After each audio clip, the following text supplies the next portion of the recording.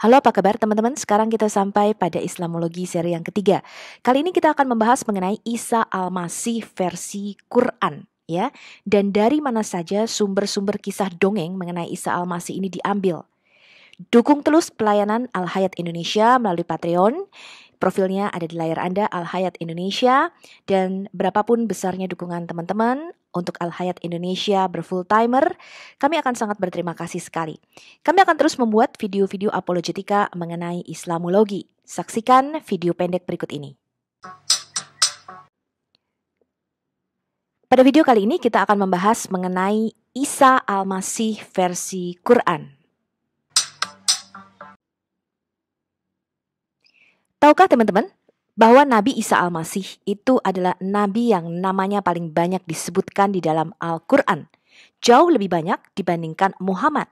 Kemudian cerita-cerita mengenai Isa Al-Masih di dalam Quran ini juga tersebar, ya, hampir di banyak surah di dalam Quran. Tapi spesifik, kali ini kita akan mengambil dari Quran surah Maryam, ya, Quran surah 19 ayat 16 sampai 21. Kita lihat dulu ceritanya. Dan ceritakanlah atau katakanlah, ya, Muhammad dalam kurung kisah Maryam di dalam kitab. Katanya dalam kurung Al-Quran. Tentu saja waktu Al-Quran belum ada, ya. Jadi di dalam kitab maksudnya tentu saja di dalam kitab Injil, ya. Yaitu ketika dia mengasingkan diri dari keluarganya ke suatu tempat di sebelah timur. Baitul Maqdis ini maksudnya adalah bait suci Salomo pada waktu itu. Lalu dia memasang tabir yang melindunginya dalam kurung dari mereka. Lalu kami mengutus roh kami dalam kurung Jibril kepadanya. Maka dia menampakkan diri di hadapannya dalam bentuk manusia yang sempurna. Ya, jadi roh yang daripada Tuhan yang mereka sebut dengan malaikat Jibril, walaupun ini tidak pasti, ya, menampakkan diri kepada Maryam itu di dalam rupa manusia yang sempurna. Jadi malaikat ini bisa menjelma menjadi manusia yang sempurna. Bahkan kadang-kadang malaikat ini bisa menyerupai Dahyah Al-Kalbi, ya, yang di dalam Islam itu adalah merupakan orang paling ganteng di dalam suku Quraisy katanya, yang sering datang kepada Muhammad malam-malam di dalam tendanya, ya. Dan Muhammad berkata, oh itu bukan Dahyah Al-Kalbi loh, itu Jibril katanya, ya, tapi serupa persis kayak Dahyah Al-Kalbi. Kita lanjutkan bacanya. Dia Maryam berkata, sungguh aku berlindung kepada Tuhan yang Maha Pengasih terhadapmu jika engkau orang yang bertakwa. Ya, jadi Maryam ini pertamanya takut nih, siapa nih kok ada laki-laki, ya, datang-datang di kamar gue katanya, ya. Kemudian dia, Jibril dalam kurung berkata, sesungguhnya aku hanyalah utusan Tuhanmu untuk menyampaikan anugerah kepadamu seorang anak laki-laki yang suci. Ya, jadi kemarin mengatakan Yesus Kristus kan kotor, lahirnya dari vagina dan sebagainya. Tapi mereka tidak membaca sendiri di dalam Qur'annya, ya, bahwa Isa adalah seorang laki-laki yang suci, ya, yang mereka merujuk hal ini kepada Yesus Kristus katanya. Dia, Maryam berkata, bagaimana mungkin aku mempunyai anak laki-laki padahal tidak pernah ada orang laki-laki yang menyentuhku dan aku bukan seorang bezinah katanya. Dia, Jibril berkata, demikianlah Tuhanmu berfirman, hal itu mudah bagiku dan agar kami menjadikannya suatu tanda bagi manusia dan sebagai rahmat dari kami. Dan hal itu adalah suatu urusan yang sudah diputuskan. Jadi di dalam cerita ini kita melihat siapa yang memberikan kabar gembira kepada Maria? Roh Allah, ya. Mereka menganggapnya ini Jibril, tapi tidak ada tulisan Jibril sama sekali di situ, ya. Sumber cerita, ya, ini adalah di dalam Injil Apokrifa Yakobi, ya, atau Injil Proto Evangelium Yakobi. Ini kisah mengenai Maryam ada di situ. Dikatakan di dalam Injil Gnostik ini, sewaktu Maria berusia 3 tahun, ia dipersembahkan oleh orang tuanya di bait Allah. Maryam berada di dalam tanggung jawab Imam Zakaria. Ini sejalan dengan apa yang ada di dalam Quran. Ya, Quran mengatakan Maryam itu berada di bawah tanggung jawab Zakaria. Hal ini tidak lumrah, ya, atau tidak wajar di dalam tradisi Yahudi, karena biasanya diserahkan itu adalah anak laki-laki, bukan anak perempuan. Kemudian dikatakan di dalam Injil Apokrifa ini, hingga pada usia 12 tahun, Maryam ini berada di bait Allah. Dan ketika dibawa pulang ke rumah Yusuf yang memenangkan undian, jadi diundi pada waktu itu, ini sejalan dengan kisah yang ada di dalam Quran juga, Kemudian datanglah malaikat kepadanya dan memberitakan perihal bahwa Maria akan mengandung bayi Yesus Kristus, ya. Ini sejalan di dalam Quran mengenai Isa Al-Masih, ya. Kisah ini termuat di dalam Injil Yakobus pasal 10 ayat 1 sampai 16. Sementara itu diadakanlah sidang para imam dan mereka setuju. Marilah kita membuat tabir bagi Allah. Kata imam besar, panggillah perawan dari suku Daud. Maka para pemuka bait Allah mencari kemana-mana dan menemukan 7 orang. Maka imam besar ingat kepada perawan Maryam bahwa ia berasal dari keluarga Daud dan suci di mata Allah. Maka para pembantu bait Allah segera mengambilnya lalu membawa gadis itu ke bait Allah. Nah, apa yang salah dengan perikop ini, teman-teman? Mempersembahkan perempuan ke bait Allah bukan hal yang lumrah bagi orang Yahudi. Ya, karena biasanya yang dipersiapkan menjadi imam di bait Allah adalah laki-laki, misalnya Samuel. Ya, itu sebabnya di dalam Alkitab ya kisah Maria yang dipersembahkan di bait Allah tidak mungkin ada, ya. Ini karena menyalahi tradisi pada waktu itu. Dan ini merupakan cerita yang berbeda dengan Alkitab kita. Di dalam Injil Proto-Evangelium Yakobus atau Proto-Evangelium Yakobi yang ke-10 dikatakan, dan ada sidang para imam berkata, mari kita membuat tabir untuk bait suci Tuhan. Kalau di Quran dikatakan Maria memasang tabir, ya, bagi dirinya sendiri. Kemudian di pasal yang ke-11 dari Injil Proto-Evangelium Yakobi ini dikatakan, dan Maria itu mengambil kendi, pergi mengisinya dengan air, dan lihat sebuah suara berkata kepadanya, bersukacitalah yang diberkati, Tuhan menyertaimu, berbahagialah kamu di antara wanita. Kemudian Maryam ini melihat ke sekeliling, ke kanan, ke kiri, ya, untuk melihat dari mana asal suara itu. Dan dia menjadi ketakutan, kemudian dia pergi ke rumahnya dikatakan, dan meletakkan kendi itu, dia mengambil benang ungu itu, duduk di kursinya dan memintal kain ungu itu.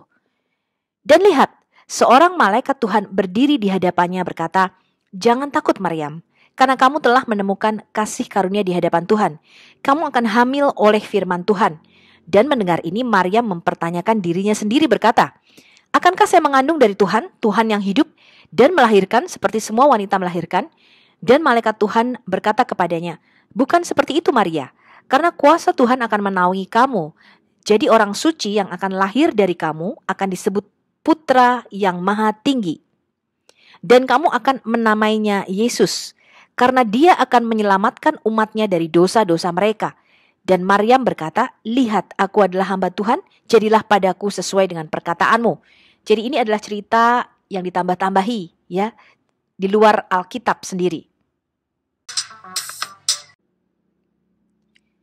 Sekarang kita lihat nih teman-teman, Injil Proto-Evangelium Yakobi, ya. Ada sekitar 130 manuskrip Yunani yang berisi Injil masa kanak-kanak Yesus menurut Yakobus ini. Tetapi pasti ini penulisnya bukanlah Yakobus Rasul Yesus ataupun Yakobus saudara Yesus. Sebagian besar naskah ini berasal dari abad ke-10, ya, atau setelahnya. Naskah-naskah yang paling awal yang diketahui itu ditemukan pada tahun 1958 yang sekarang disimpan di perpustakaan Bodmer Jenewa.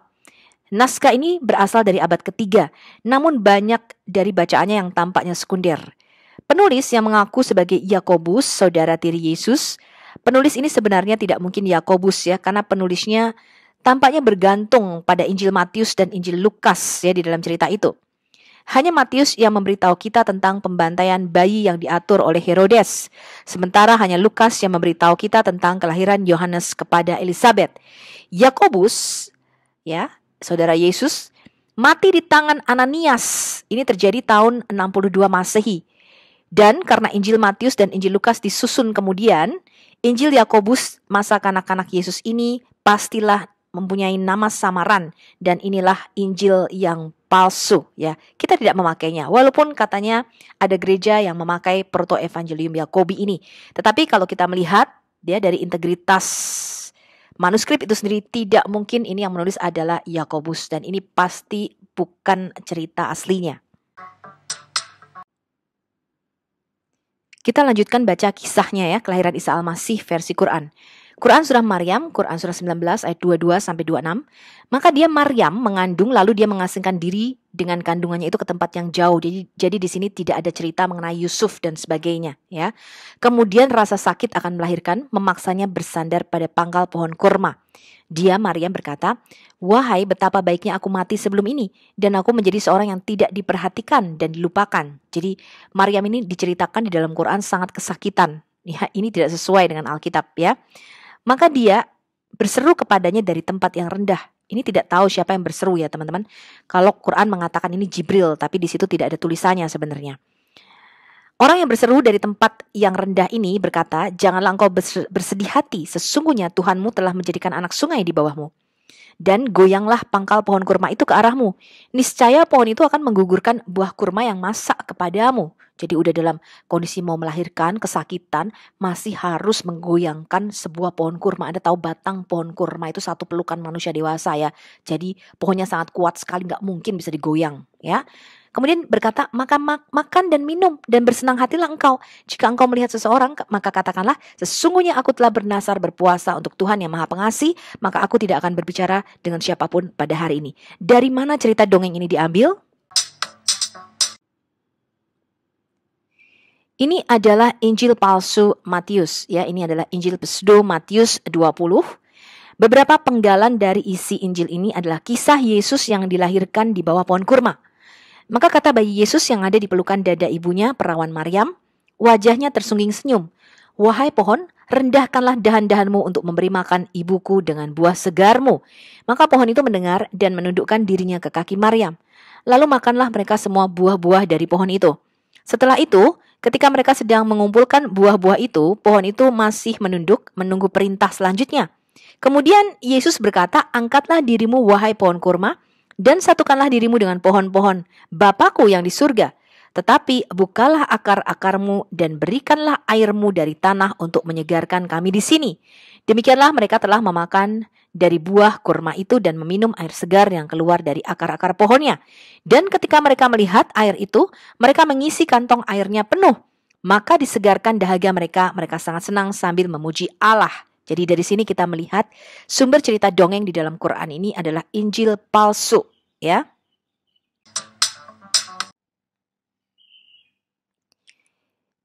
Injil pseudo Matius atau Injil palsu Matius ini adalah bagian dari apokrifa Perjanjian Baru dan kadang-kadang menggunakan nama The Infancy Gospel of Matthew atau Injil kanak-kanak Yesus menurut Matius. Tetapi nama sebenarnya dari teks di zaman kuno ini adalah The Book About the Origin of the Blessed Mary and the Childhood of the Savior atau kitab tentang asal-usul Maryam yang terberkati dan masa kanak-kanak juru selamat. Pseudo Matius adalah salah satu genre infancy gospels yang berusaha mengisi detail kehidupan Yesus dari Nazaret hingga usia 12 tahun yang secara singkat diberikan di dalam Injil Matius dan Lukas. Jadi di dalam Injil asli kita itu memang tidak diceritakan secara detail, bahkan ketika Yesus berumur dari bayi kemudian umur 2 tahun kira-kira ya sampai kira-kira umur 12 tahun kita nggak tahu nih apa yang terjadi ya. Padahal jelas pasti dia seperti anak-anak Israel pada umumnya, yaitu pergi sekolah ke yeshiva ya. Kemudian di barat Injil ini menjadi sumber dominan untuk siklus yang menggambarkan kehidupan Maria, terutama sebelum abad pertengahan pada waktu itu, ya. Karena orang kepo banget, kemana nih Yesus pada waktu kanak-kanak pada waktu itu ya. Jadi mereka ngarang-ngarang cerita. Dan karena pada waktu itu tuh belum ada yang namanya hak copyright teman-teman ya. Belum ada yang seperti sekarang kalau Anda nulis buku kemudian dikopi sama orang lain, Anda berhak mendapatkan royaltinya. Pada waktu itu belum ada hak royalti seperti itu. Sehingga orang ketika menulis buku, mengarang buku, mereka mengambil nama-nama yang sudah tenar pada waktu itu ya.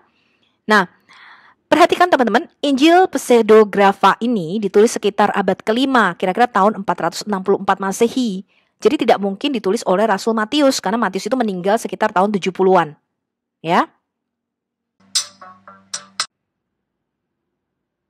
Oke, jadi tadi kita sudah melihat ya sumber cerita dongeng di dalam Quran ini adalah sumber-sumber dari Injil-Injil palsu yang ditulis ratusan tahun setelah semua rasul-rasul ini mati ya. Jadi kisahnya tidak bisa diverifikasi. Kita baca kelanjutan kisah Isa di dalam Quran ini.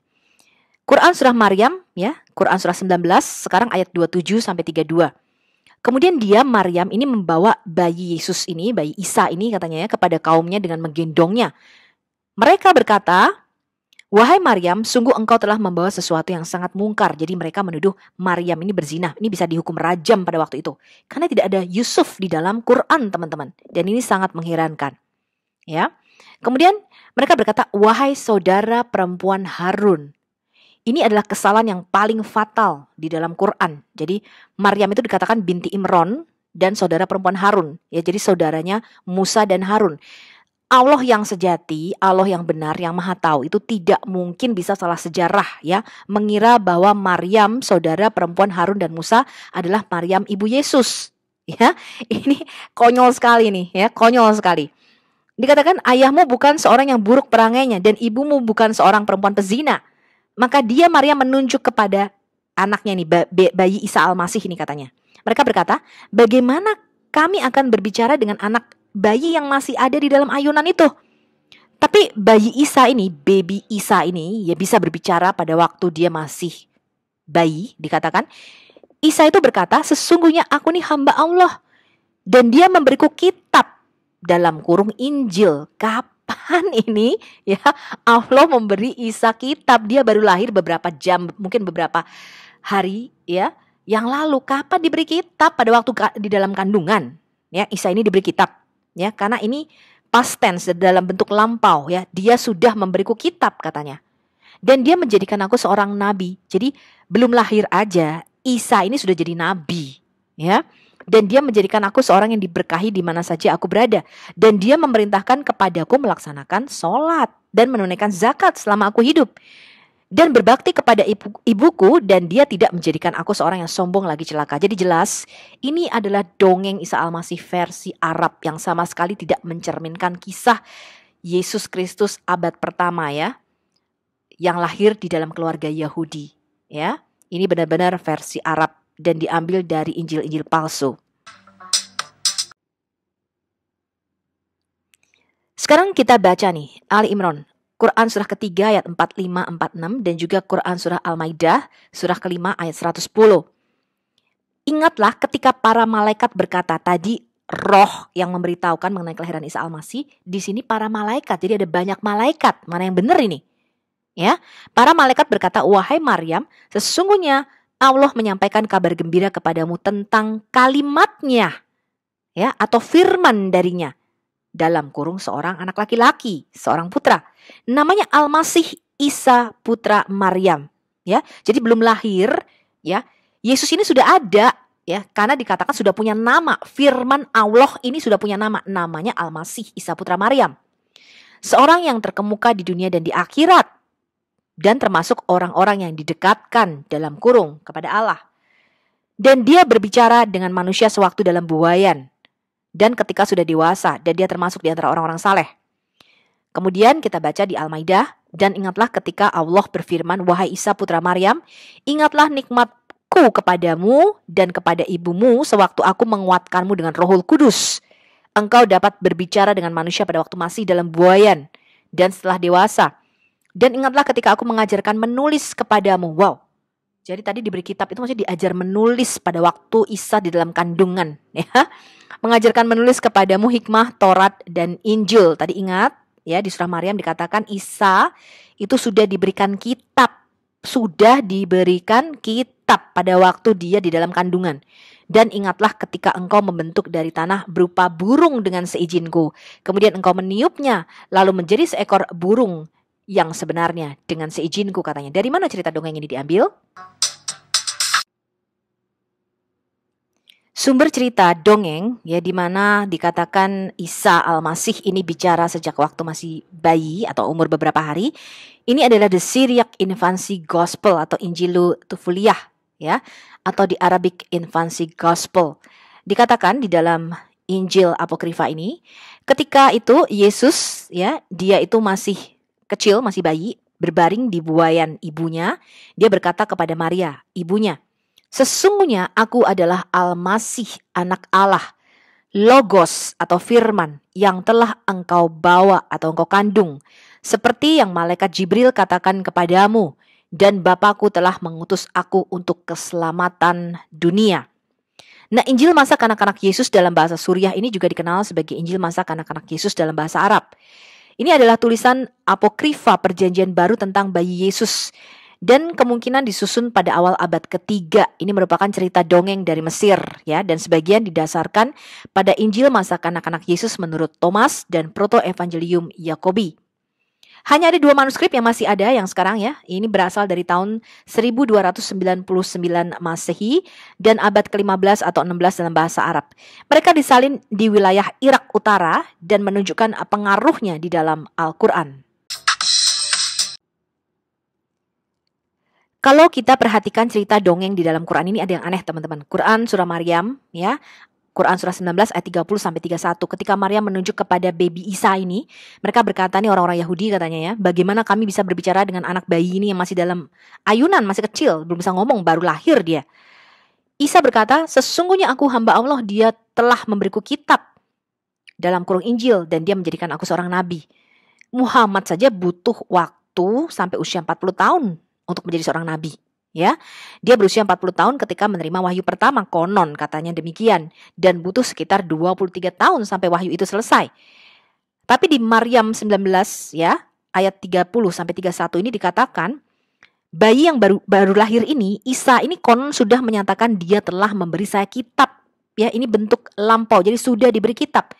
Menurut Anda, kapan Isa ini menerima bukunya? Apakah dia telah menerima kitab itu saat berada di dalam kandungan, bahkan sebelum Isa itu lahir? Sekarang kita lihat nih, Quran surah Maryam, Quran surah 19 ayat 33 sampai 36.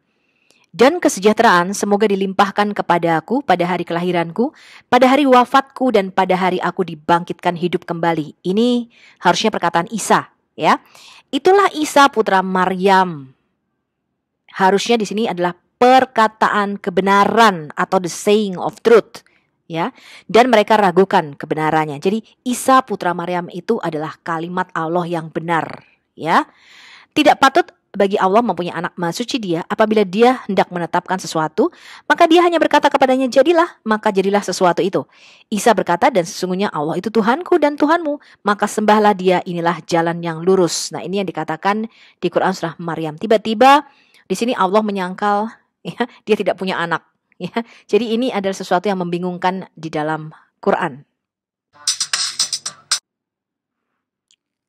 Sekarang kita lihat lagi kisah dongeng lainnya di dalam Quran. Quran surah Ali Imran, ya, Quran surah ketiga ayat 49. Dan sebagai rasul kepada Bani Israel, dia berkata, aku telah datang kepada kamu dengan sebuah tanda atau mujizat dari Tuhanmu, yaitu aku membuatkan bagimu dari tanah, ia berbentuk seperti burung, lalu aku meniupnya, maka ia menjadi seekor burung dengan izin Allah. Dan aku menyembuhkan orang yang buta sejak dari lahir dan orang yang berpenyakit kusta. Dan aku menghidupkan orang mati dengan izin Allah. Dan aku beritahukan kepadamu apa yang kamu makan dan apa yang kamu simpan di rumahmu. Sesungguhnya pada yang demikian itu terdapat suatu tanda kebenaran kerasulanku bagimu jika kamu orang beriman. Sekarang kita lihat dari mana kisah dongeng ini berasal.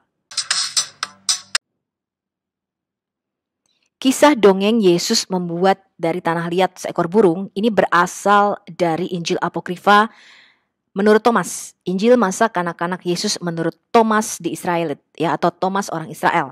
Dikatakan di situ, dan setelah membuat tanah liat yang lembut, dia membuat dari situ 12 burung pipit. Injil Thomas ini juga dikenal sebagai Injil Koptik Thomas. Ini adalah Injil perkataan non-kanonik.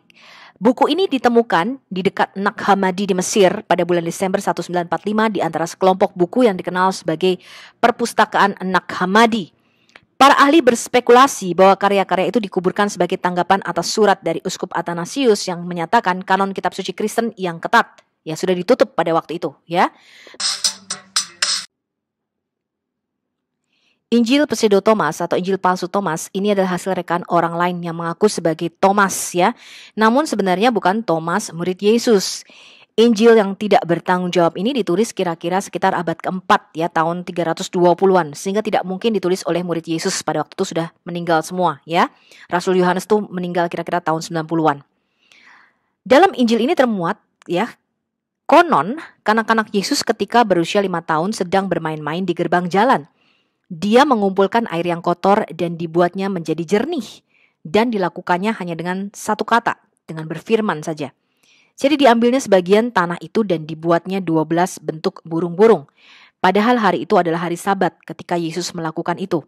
Bersama dengan dia, banyak anak-anak kecil bermain-main sampai ada seorang Yahudi yang mengetahui apa yang diperbuat Yesus pada hari Sabat. Maka pergilah orang Yahudi itu kepada Yusuf dan berkata, lihat anakmu. Dia bermain-main di genangan air dan mengambil lumpur tanah dan dijadikannya 12 burung. Padahal perbuatan itu jelas melanggar kesucian hari Sabat. Lalu datanglah Yusuf ke tempat di mana Yesus bermain-main sambil berteriak, katanya, "Mengapa kamu membuat semua hal ini pada hari Sabat, hari yang melarang kita mengerjakan sesuatu?" Maka Yesus melepaskan dari tangannya satu demi satu bentuk burung-burungan itu dan berkata, "Pergilah." Maka terbanglah dan menjadi burung sungguh-sungguh. Tercenganglah orang Yahudi itu ketika melihat semua kejadian itu, dan ketika ia meninggalkan tempat itu dan dikabarkannya semua yang telah dilakukan oleh Yesus. Jadi Injil palsu Thomas ini menceritakan bayi Yesus atau anak-anak Yesus ini sakti, ya, bisa menciptakan burung. Diceritakan kalau ada temannya pada waktu itu berbuat jahat kepada dia, kemudian Yesus berkata, "Kamu jadi lumpuh," gitu ya. Temannya tuh tiba-tiba ambruk, lumpuh dan hampir mati. Jadi sakti gitu. Yesus itu sakti sekali dengan kata-katanya pada waktu masih kecil.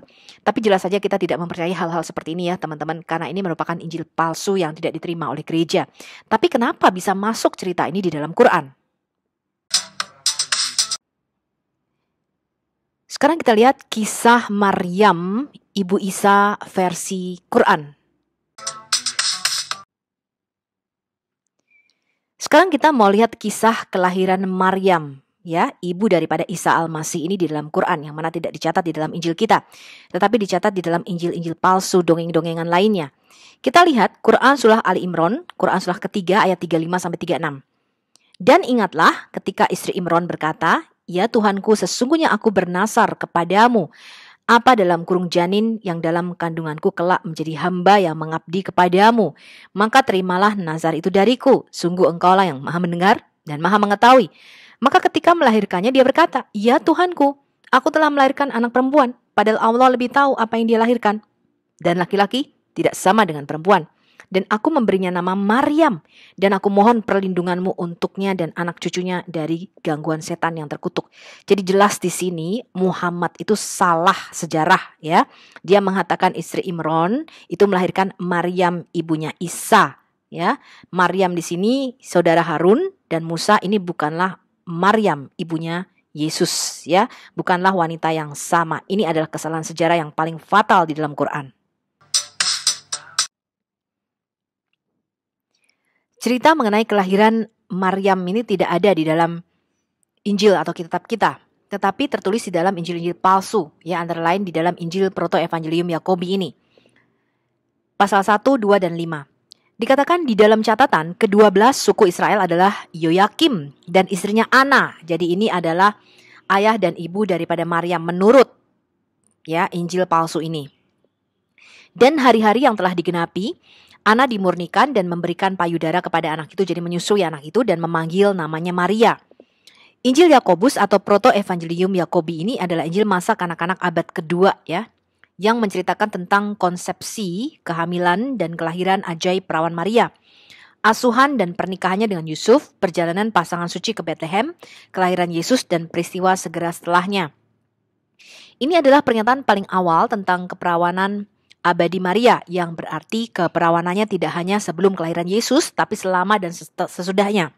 Dan meskipun dikutuk oleh Paus Innocentius I pada tahun 405 Masehi dan ditolak oleh dekrit Gelasian sekitar 500 Masehi, tapi Proto-Evangelium Yakobi ini menjadi sumber yang sangat berpengaruh untuk Mariologi. Sekarang kita baca lagi Quran surah Ali Imran, ya, Quran surah ketiga ayat 37. Maka dia dalam kurung Allah menerimanya dengan penerimaan yang baik, membesarkannya dengan pertumbuhan yang baik dan menyerahkan pemeliharaannya kepada Zakaria. Jadi Maryam ini dikatakan dipelihara, ya, oleh Zakaria. Ini sesuai dengan Proto-Evangelium Yakobi yang tadi kita baca, ya. Setiap kali Zakaria masuk menemunya di mihrab, ya, katanya kamar khusus ibadah, dia dapati makanan di sisinya. Dia berkata, "Wahai Maryam, dari mana ini engkau peroleh?" Dia, Maryam, menjawab, "Itu dari Allah. Sesungguhnya Allah memberi rezeki kepada siapa yang dia kehendaki tanpa perhitungan." Hal ini tidak wajar, ya, karena wanita itu tidak diserahkan di dalam bait suci, hanya anak laki-laki saja. Nah, sumber cerita bahwa Maria itu dirawat oleh Zakaria, ya, ini berasal dari Injil palsu, Injil Proto-Evangelium Yakobi pasal yang ke-8. Dan Maryam ada di bait suci Tuhan. Dia dirawat seperti burung merpati dan menerima makanan dari tangan malaikat. dikatakan di situ. Ya, ini sejalan dengan apa yang ada di dalam Quran. Sekarang kita baca Quran surah Ali Imran, surah ketiga ayat 44. Itulah sebagian dari berita-berita gaib yang kami wahyukan kepadamu dalam kurung Muhammad. Padahal engkau tidak bersama mereka ketika mereka melemparkan pena mereka untuk mengundi siapa di antara mereka yang akan memelihara Maryam. Dan engkau pun tidak bersama mereka ketika mereka bertengkar. Dari mana cerita mengenai Maryam ini diundi? Sekali lagi kita melihat kesamaan kisah di dalam Quran dengan Injil palsu Yakobi atau Injil Proto-Evangelium Yakobi pasal yang ke-9. Dikatakan Yusuf mengambil tongkatnya terakhir dan lihatlah seekor burung merpati keluar dari tongkat dan terbang di atas kepala Yusuf. Dan imam berkata kepada Yusuf, kamu telah dipilih dengan undian untuk menjaga perawan Tuhan. Ya, jadi mereka memanggil beberapa duda-duda ya di Israel pada waktu itu katanya. Dan ketika diundi maka Yusuf ya, yang terpilih untuk menjaga perawan Maria ini. Dan sekarang yang paling fatal teman-teman dari semua ayat yang ada di dalam Quran mengenai kisah Isa Al-Masih versi Arab ini adalah Quran surah An-Nisa surah keempat ayat 157. Dan dalam kurung kami hukum juga karena ucapan mereka ya, padahal kami hukum juga ini nggak ada ya. Dan karena ucapan mereka sesungguhnya kami telah membunuh Al-Masih Isa putra Maryam Rasul Allah. Kalau orang Yahudi mengakui itu adalah Al-Masih dan Rasul Allah, bagaimana mereka bisa membunuh Yesus ini? Ya, ini adalah pertanyaan yang sangat-sangat aneh ya. Padahal mereka tidak membunuhnya dan tidak pula menyalibnya, tetapi yang mereka bunuh katanya adalah orang yang diserupakan dengan Isa. Sesungguhnya mereka yang berselisih pendapat tentang pembunuhan Isa itu selalu dalam keraguan-raguan tentang siapa yang dibunuh itu. Mereka benar-benar tidak tahu dalam kurung siapa sebenarnya yang dibunuh itu, melainkan mengikuti persangkaan belaka. Jadi mereka tidak yakin telah membunuhnya. Hal ini nanti kita akan bahas lebih detail lagi ya, mengenai cerita dongeng bahwa siapa sih yang diserupakan oleh Isa ini.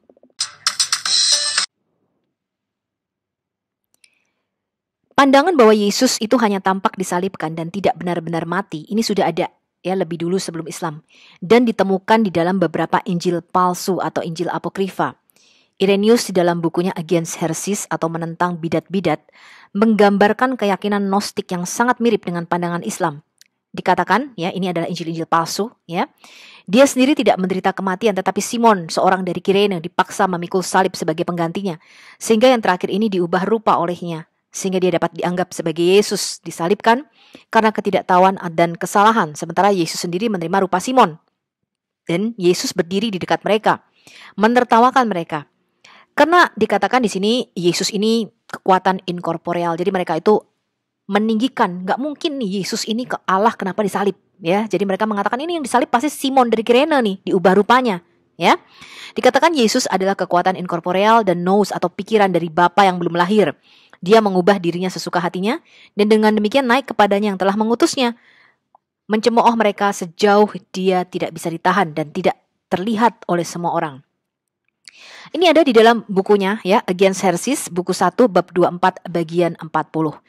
Sampai di sini teman-teman, kita melihat bahwa Quran ini mix ya, mencampur kisah-kisah dongeng ya, dan dimasukkan di dalam yang mereka sebut sebagai kitabnya Tuhan dan firman-Nya Allah. Tetapi kita melihat tidak mungkin firman daripada Allah yang sejati ini diambil dari kisah dongeng-dongeng palsu seperti ini. Sampai jumpa pada Islamologi seri 4 berikutnya. Salam